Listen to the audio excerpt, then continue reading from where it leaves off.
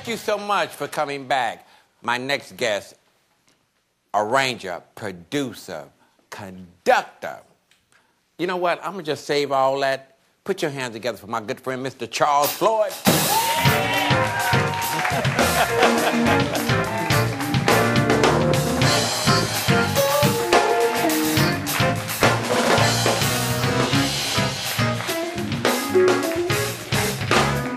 Charles Floyd. Sidekick. Yes, man. You know what? I've been trying to get you on my show for the longest. Every time I look around, you're in Boston. I want y'all to know that this brother, when our president was doing his inauguration, it was this brother who you seen out there in the cold and handled all the music, wrote all the sheet music. Every artist that you've seen come up on that stage, Mr. Charles Floyd.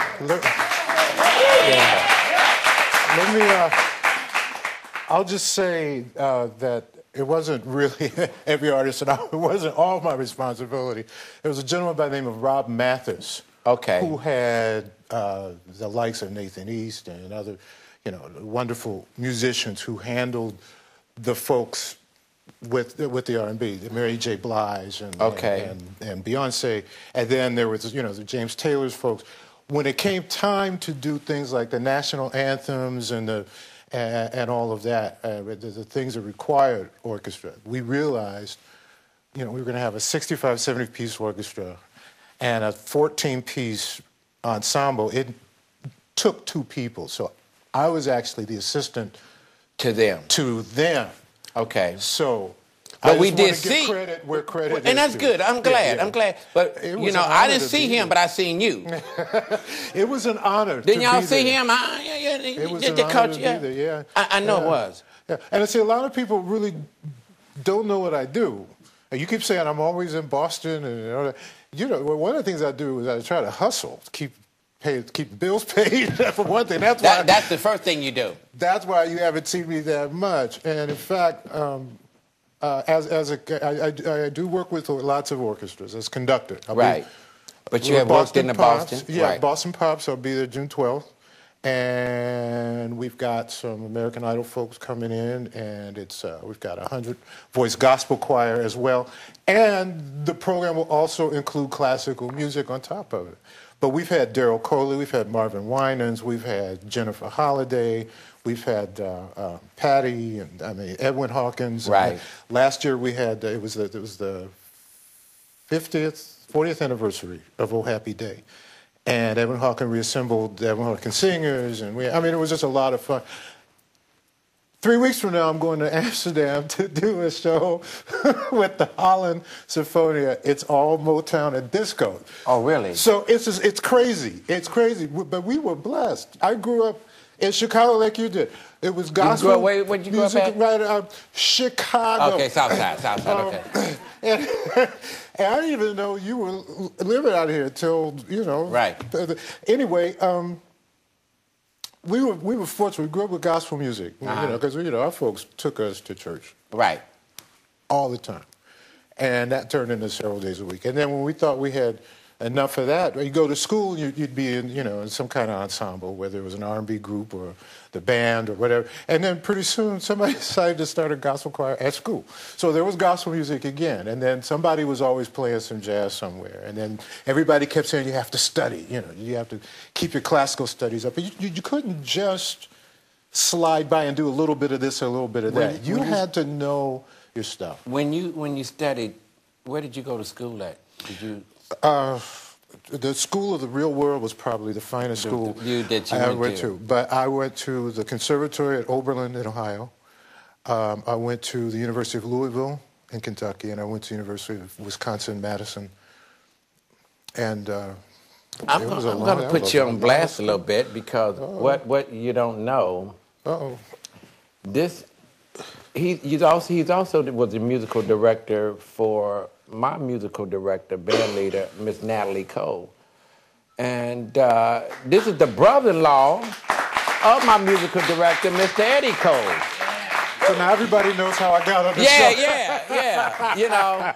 And And I had fun working with him because you worked on, at that time, you was her musical director on her show, Big Break. Big Break. And I thank you because they didn't want to pay me.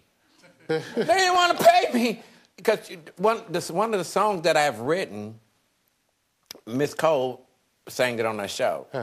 But the production didn't want to pay me. Charles said, oh, they going to pay you. So I guess that Chicago came out and he had my money. I thank you. I really thank you. You are very well. Also, if I was taking notes, reading right, that you working on a soundtrack with... Oh, it was so funny. I got back, and this is crazy. While I was in March, I went out to Maine, and I was actually playing the piano in it for the first time in 15 years in public. I came back, somebody gave me a call. I was working on the film called Faster, starring Billy Bob Thornton and The Rock. And The Rock. That's the new one. It's coming out now, right? He was Dwayne Johnson. Right. In November. Okay. And it was a B3. It was gospel. It was, we had a tent church meeting. It's a serious thriller. It really is. Adventure, action, thriller. We wind up in a church meeting, and there's between the church service, the excitement of the church service going on, and some other element happening in the front and in the back, because there's some serious eye contact happening. It was a wonderful scene, and I hope they leave it in the movie, because I enjoyed just watching them put it together. I noticed through our whole conversation there's a lot of church, a lot of gospel with you. Well, when you grow up like that, they say bring a child up in the way he should go. When he's old, he will not depart from it, And unfortunately, we've seen a lot of our young people depart from it if they were ever really in it in the first place. If you can get them in it, all the better. If they'll stay out of the other. So, Charles, to wrap this up now. Yes, sir. A lot of young fellows because I know you're very classical music, and I heard you said you really be out there hustling on the grind. Share a few words with them, what they need to do to get into classical music or in entertainment business, period. What would you... It's just like anyone else would tell you, and people tell you all the time. First of all, don't think more of yourself than you really are. You're still a human being. Stay humble, and don't give up, because there is no victory in surrender. That's all I could really say. Study hard. I appreciate you coming out, taking this time. It's a pleasure. It's a pleasure. I really do. You're going to have to. Absolute pleasure. I want to thank my guests. I want to thank Miss Lisa Lene. I want to thank Mr. Charles Floyd. And I want to thank you out there for being part of this, okay? We're going to do something different. I'm going to turn it over to my band, Mr. Eddie Cole, and the Raise Up Band. We're going to let them take us on home, okay? Y'all have a good one. We appreciate you.